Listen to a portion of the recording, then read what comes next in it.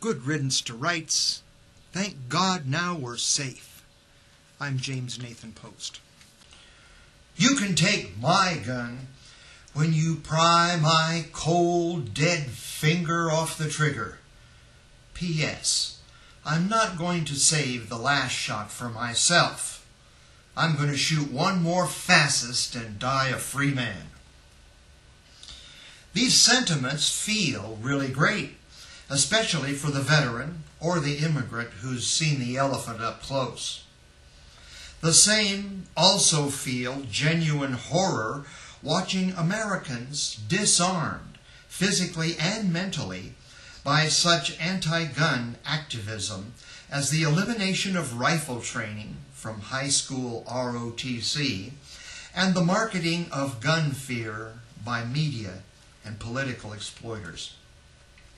No government which feels it must arm itself against its own people has any right to call itself a democracy, no matter what charades are played out on C-SPAN in the name of free elections. No zealous authoritarian bureaucracy in history has proved immune to the tragedy of statist power turned inward upon its own people.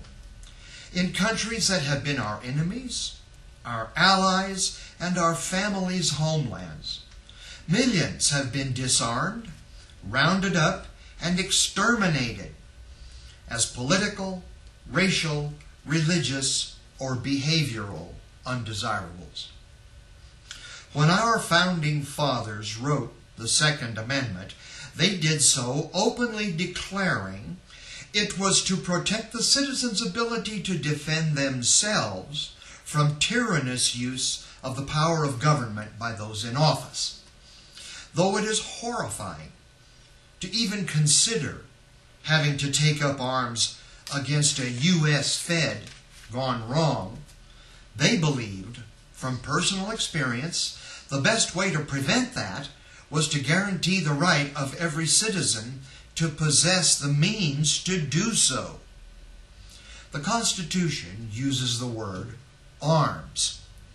Though there may be other types of guns, knives, and explosives, that word means specifically those things intended for lethal combat with other human beings.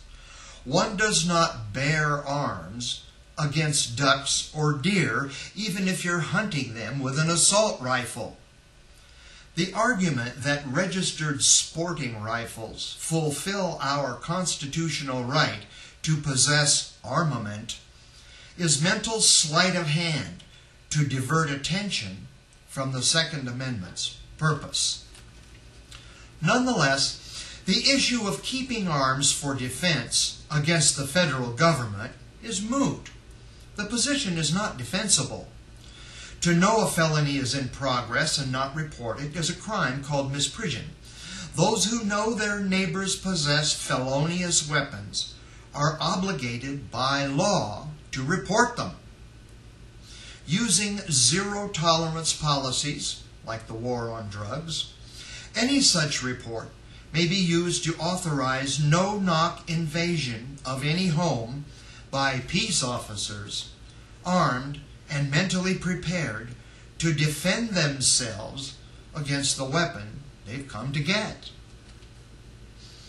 Likewise, any registered gun belongs to the state. The right authorities sign the right papers of permission, and an agent with a badge comes to take it. Refuse loudly and you're called a potential terrorist and surrounded. Refuse strongly and they send in the Waco vets and the B-52s. And I don't mean Fred Schneider's band.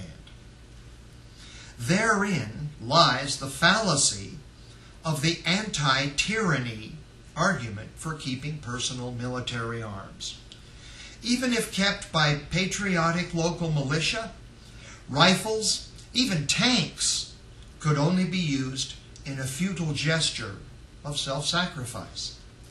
That produces only increased federal paranoia and thus increased justification for oppressive measures used against the common citizen.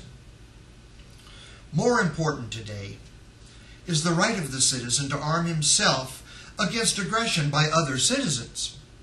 Unfortunately, that right is all too often abused by some Americans and all too often needed by others. Attempts by the fearful bourgeois to make the abuse impossible through the prohibition of personal self-defense only make the lawful citizen more vulnerable to predation and more subject to authoritarian security measures. When the personal defense weapons are banned and the good sheep obey, then outlaws and police both become more heavily armed and confrontational.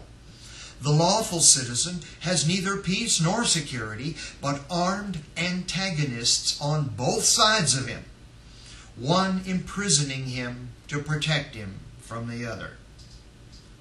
All rhetoric aside, the most pragmatic point of view seems clear.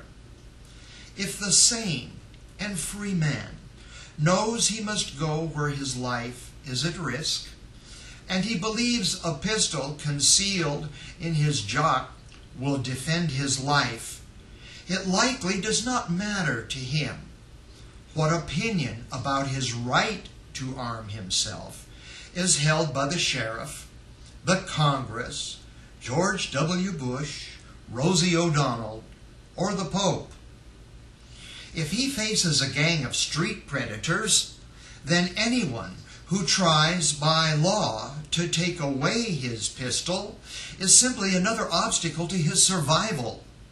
To accede to the authority of their opinions or to submit to their threats of prosecution, he therefore gives up the weapon, would be seen as a psychotic denial of the real threat he knows he faces, and therefore an irrational, suicidal act. He might more sanely justify the juridical risks of carrying a forbidden weapon by saying, "I would rather be tried by 12 than carried by 6. Try me after his funeral, not the other way around."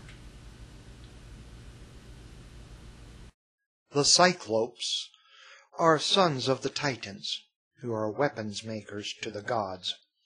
Having singleness of vision, they lack perspective.